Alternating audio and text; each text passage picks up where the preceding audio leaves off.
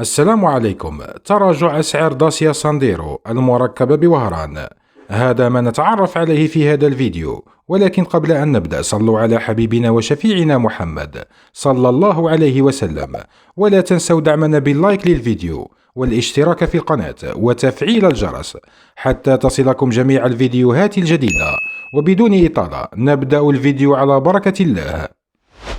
لا تزال داسيا سانديرو المركبة بوهران تسوق من طرف العديد من التجار متعددي العلامات، حيث شهدت أسعارها تراجعا ملحوظا في الأسواق بعدما كان سعرها قبل شهر يتجاوز 400 مليون سنتيم.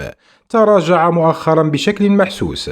وفي هذا الإطار عرض تاجر سيارات متعدد العلامات بمدينة الشراقة ولاية الجزائر تسويق سيارة داسيا سانديرو المركبة في وهران بمحرك ديزل بسعة 1.5 لتر بقوة 90 حصانا مع تسليم فوري بالبطاقة الرمادية.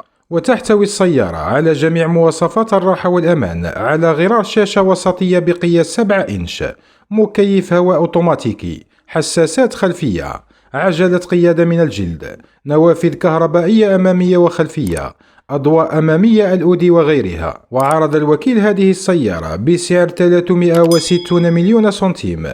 وللمهتمين بهذا العرض إليكم رقم صاحب هذه السيارة 07 71 82 20 46.